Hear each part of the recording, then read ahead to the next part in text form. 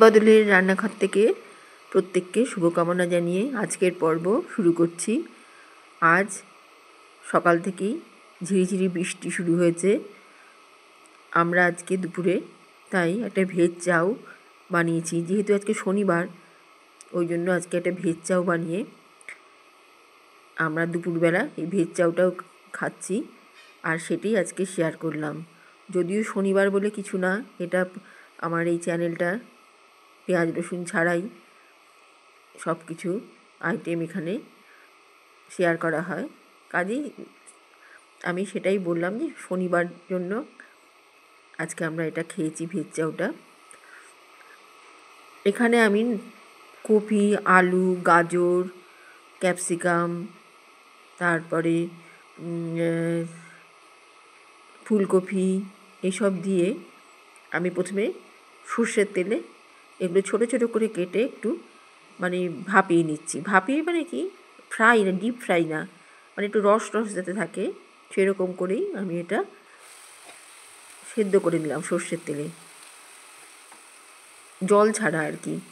এর মধ্যে সব রসগুলো ঠিকই থাকবে, অথচ বয়েল হয়ে যাবে আর একটু এখান থেকে তেল ছাড়বে বয়েল হয়ে যাওয়ার পর। এইভাবে যেমন দেখাচ্ছি এইরকম। এতে কি হবে, সবজির টেস্টটা ধরে রাখবে।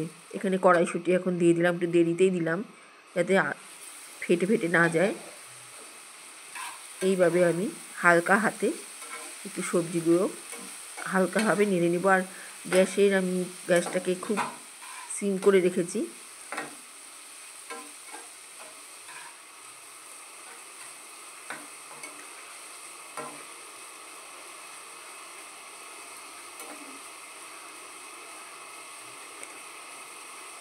এটি পেঁয়াজ রসুন ছাড়া হলেও খেতে খুবই টেস্টি, খুব হালকা, খুব তাড়াতাড়ি হজম হয়ে যায়।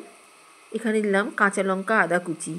এই যে কাঁচা লঙ্কা আদা কুচি, এটাও এই ফ্লেভারটা এর সাথে যাবে, আর কাঁচা লঙ্কার ঝালটা এর সাথে কুক হবে। একটু মাথা খাটিয়ে এইভাবে করলে যে কোনো ননভেজ চাউকেও টেক্কা দিতে পারবে। এরকমভাবেই তৈরি, আর খুব তাড়াতাড়ি হজম হয়ে যায় এটা।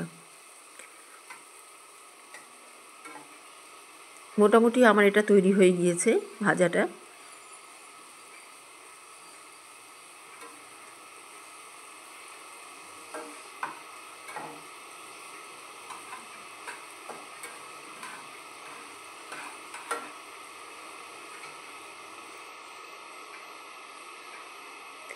এবারে ভাজাগুলো আমি তুলে নেব, একটু তেল শুদ্ধই তুলে নেব।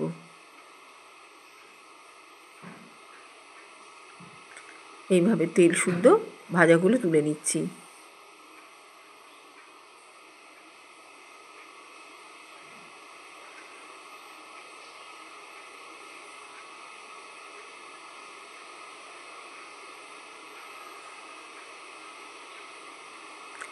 এটাকে দেখতেও বেশ ভালো লাগে, একটা কালারফুল চাউমিন, বিভিন্ন কালারের, লাল, সবুজ, হলুদ, খেতে তো ভীষণই ভালো।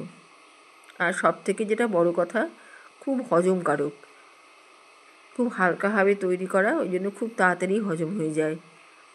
এটা রাত্রিরের খাবার, সকালের খাবার, দুপুরের একটু বেশি করে দুপুরের খাবারও এটা দিয়েই সেরে নেওয়া যায়। এইভাবে আমি সবজিটা তুলে রাখছি, কিন্তু একটুখানি রেখে দেব।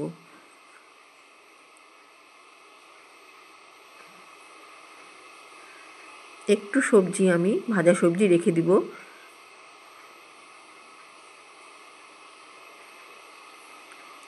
হ্যাঁ, এইটুখানি রেখে দিলাম। এর মধ্যে আমি সর্ষের তেল দিয়ে একটা ঝোল তৈরি করে নেব মশলার। এখানে সর্ষের তেল দিলাম,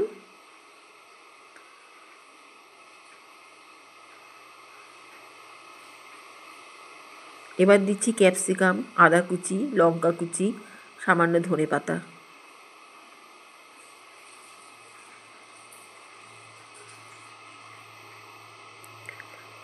আর একটু কাঁচা লঙ্কা দিয়ে দিলাম ফাটিয়ে, যাতে এই ফ্লেভারটা থাকে।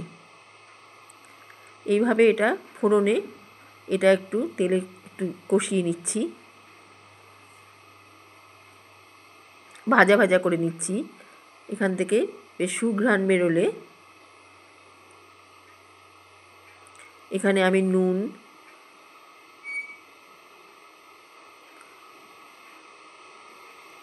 লঙ্কা গুঁড়ো, জিরের গুঁড়ো, হলুদ আর জল, এইটা দিয়ে আমি একটা মশলার ঝোল বানিয়ে নিলাম, যার মধ্যে একটু সবজি স্টকও থাকবে। এবারে আমি এর মধ্যে চাউমিনটা আলাদা করে যেটা সেদ্ধ করে নিয়েছি, সেই সেদ্ধ চাউমিনটা আমি এতে দিয়ে একটু সফট করে নেব। এটা একটা যেমন একটা শুকনো শুকনো ভাব থাকছে সেদ্ধ চাউমিনটায়, জল ঝরানো, সেই সেদ্ধ চাউমিনটাকেই আমি এই ঝোলটাকে টানিয়ে নেব। এতে হয় কি, এই মশলাটা পুরো টেনে গেলে চাউমিনের টেস্টটা খুব ভালো হয়। আর যেহেতু নিরামিষ, সেহেতু একটু অন্যরকমভাবে করতেই হবে মাথায় রেখে। এইভাবে সম্পূর্ণ ঝোলটাকে টানিয়ে নিচ্ছি, মশলা ঝোলটাকে। এমনিতেও অন্যান্য চাউমিন যেগুলো ননভেজ চাউমিন রসুন টসুন থাকে, সেগুলো যেমন সস উপর দিয়ে মাখানো থাকে, কিন্তু ভিতরটা ঠিক কাঁচাই থেকে যায়। ভিতরের চিবিয়ে খেলে ভেতরের চাউমিনের যে টেস্টটা, সেটা ওই কাঁচা কাঁচাই মনে হয়, ময়দা ময়দা। সেক্ষেত্রে যেহেতু এটা নিরামিষ, ওই জন্য এই ঝোলটাকে পুরো টানিয়ে নিলে এই মশলার ঝোলটায় এই চাউমিনটা, এই ধনেপাতা দেওয়ার ফ্লেভারটায় এমনিই খাওয়া যায়। এখানে নানা রকম মশলায় তৈরি, ঝাল, নুন সব দিয়ে সেদ্ধ চাউমিনটা মশলার ঝোলে দিয়ে এই ধনেপাতার ফ্লেভার, এটা এমনিই খাওয়া যায়। আমি প্রথমে কিন্তু চাউমিনটা সেদ্ধ করে নিয়েছিলাম জলে, নিয়ে জল ঝরিয়ে একটু শুকনো শুকনো করে সেদ্ধ করে নিয়েছি, একটু শক্ত শক্ত করে। কিন্তু সেই সেদ্ধ চাউমিনটাকেই আবার এই ঝোলটা আনিয়ে নরম করে নিলাম, অথচ ঝরঝরে যেন হয় সেরকম করেই করে নিয়েছি। এখানে আমি বেশ কিছুটা কিশমিশ দিয়ে দিলাম। মোটামুটি আমার এই জলটাও পুরো টেনে নিয়ে এসছে, এটার টেস্টও খুব ভালো লাগবে চাউমিনটায়। এটা তো আমি এমনিই খেয়ে নিই প্লেটে করে নিয়ে। আমি একটু তেল মশলা খেতে কমই পছন্দ করি। এবারে সম্পূর্ণ ভাজা যেগুলো ভেজে রেখেছিলাম, তেলে যেগুলো বয়েল হয়ে গিয়েছিল, এবারে সম্পূর্ণটা দিয়ে দিলাম। খুবই সুন্দর খেতে, খুবই ভালো খেতে।